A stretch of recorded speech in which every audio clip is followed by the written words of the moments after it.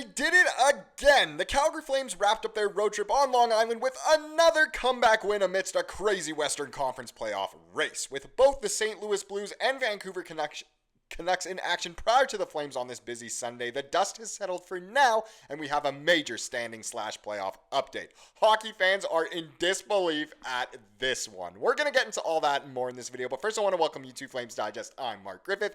If you're new around here and you love the Flames, make sure you subscribe, because it's been a long time since I've asked you guys, but only about 30% of the people watching are subscribed, so that other 70% would help me out a lot if you guys could subscribe and join the fastest growing community of Flames fans on the internet. We would love to welcome you to the Flames Digest family, and this is going to be a fun one to talk about. Let's talk about today's game. What a road trip the Flames just went on. It was crazy, totally unexpected, and the Flames get another comeback win, this time against the New York Islanders. 4-3 in overtime. They kind of gave up the lead in the third period, but they also gave up a late go-ahead goal for the Islanders, but they get a late tying goal, and Nazem Kadri ices the Isles in overtime. Wonderful to see, but this road trip was nuts. Think of how it started earlier this week. It only started on Monday, and the Flames got destroyed by the Toronto Maple Leafs. Then they go and face,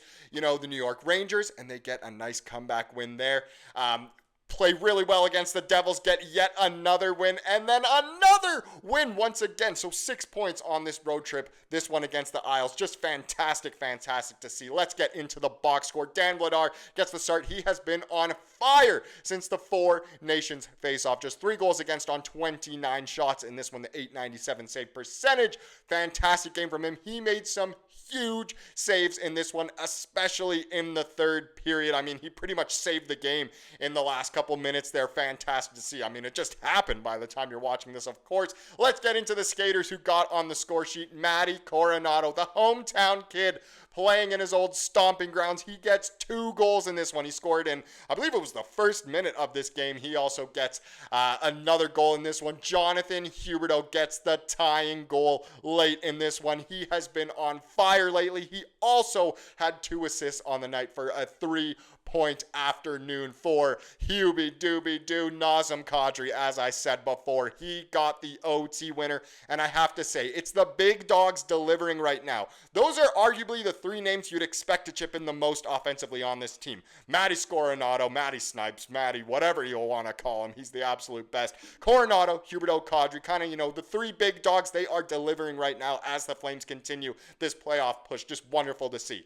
Rasmus Andersson, he gets 3 assists on the night. Huge game for him. Kevin Ball also got an assist, and I added Morgan Frost to this as well, because while he actually didn't get any points on this game here, he was +3 on the night. The line change of putting him with Huberdeau and Coronato has been absolutely sensational. Here's a great tweet about it. So yesterday, the win column tweeted out that Huberdeau, Frost, Coronato may be the key. Obviously, before it was Kadri centering that line. In no way was that line playing bad, but getting Frost on this line, Kadri with a healthy Zary and Pospisil, which was a great line last year, adds different dimensions to this team. It's not just one big line. There's offense on a couple different lines. And Ryan Huska gets some credit for this decision, of course, as the head coach. He's the one kind of flipping the lines around. But this line has been absolutely incredible. Crazy to think that this was tweeted, obviously, yesterday, and then this game happened, where the Huberdeau, Frost, Coronato line led this team in regulation for sure. I know, obviously, overtime's a different story,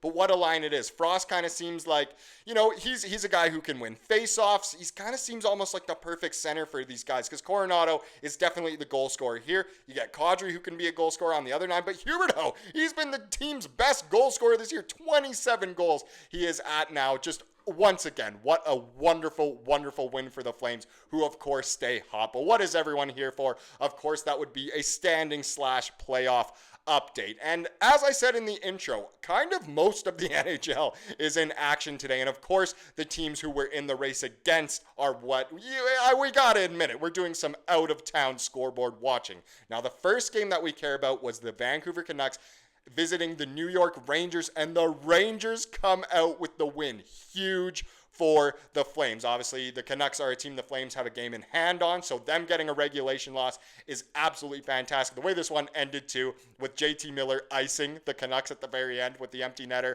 Oh my gosh, poetic justice. Just wonderful things to see as a Flames fan / Vancouver hater, of course. So great result there. Another thing to take note of from this game, so Elliot Friedman tweeted this out kind of in the middle of this game sort of thing. The first part of this tweet doesn't matter. It's the second part. Pettersson and Höglander won't return due to injury. That is massive. Now, obviously, we know the player who matters the most for the Canucks, the player who seems to make them a successful team is Quinn Hughes. He is healthy. I mean, that's great to see from a selfish perspective. I mean, if he wanted to miss some more games, that's okay with us.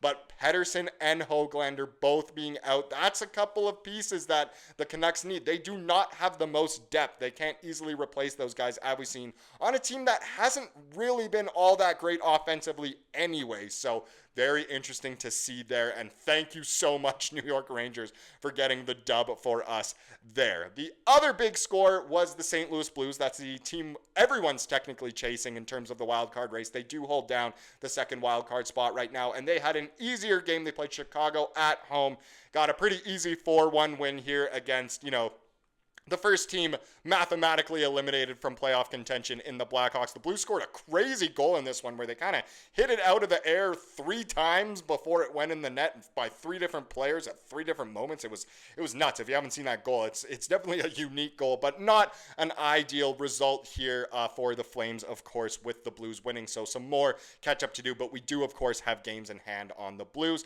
The other score, this was a screenshot taken at the time of recording this game. Will probably be in the third period or over by the time this video goes up, but Utah is the other team kind of in the mix.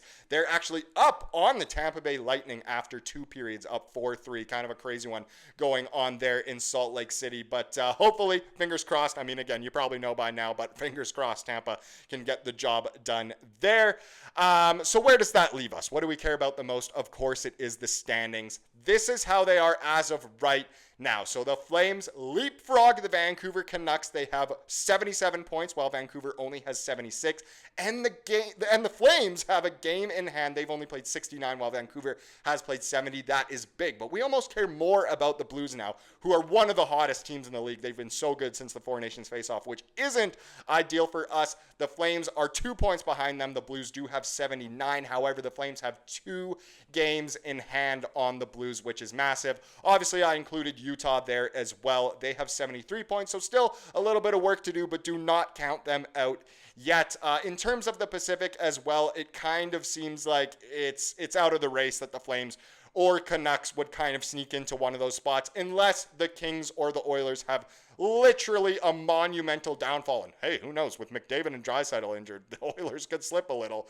I mean, fingers crossed for that one, but it kind of seems like our only hope at this point is the wild card race. So really we need to catch up on the Blues, and it does kind of suck because we do a little bit of a callback here. We talked about it loads at the time, but the way the season is shaping up, the Flames back-to-back regulation losses to the St. Louis Blues could end up being the difference maker. If you think back, not too long ago, the Flames played back-to-back in St. Louis, and this is when the Blues really weren't all that hot of a team. They were quite a bit further down in the standings, didn't look like they'd be any good at all, and the Flames lost both of those contests in regulation. The Flames picking up 0 points, the Blues picking up 4. If the season literally comes down to those 2 games, that is going to hurt a lot. Also, it would hurt if it comes down to, kind of our hot start at the beginning. We just miss out on the playoffs, but we also miss out on a top 10 pick because we went 5-0-1 to start the season. It's funny to narrow it down to a couple things, but hey, vibes are high. The Flames have done it again. So many people are saying, no way, the Flames once again picked up a crazy win on this road trip. What a last 3 games, the kind of tour of the New York metro area, we can kind of call it, I suppose, against obviously the 2 New York teams and New Jersey as well. Just fantastic to see. This team wants to make the playoffs. If they can get the offense going like it's been going lately, especially as we saw against the Devils, but here in New York as well, this team could be dangerous because the goaltenders are playing well. It is just fantastic to see. Now let's wrap up this video with the comment of the day, as we love to do here on the channel. It comes from yesterday's video, of course, and this was a very interesting statistic that good old shiny Zekrom provided us. So he said Dustin Wolf is 22, 14, and 5 in 41 games, because in yesterday's video we kind of compared his stats to Jacob Markstrom's. But in games where the Flames score 3 or more goals, he is 18, 3, and 3. One more reason he is the only thing keeping us out of the bottom of the league. It's so true. Dustin Wolf deserves all the accolades for carrying this team potentially to a playoff spot, but that is nuts. With just a little bit of run support, this man is 18, 3, and 3. Wrap your head around that. When our team scores, we have Dustin Wolf in net. It almost seems like a guaranteed dub at that point. So glad he is the goalie of the future, and anyone who's voting on the Calder needs to see that stat. Thank you so much for watching this video. Please subscribe like you saw here today, and have a wonderful rest of your day.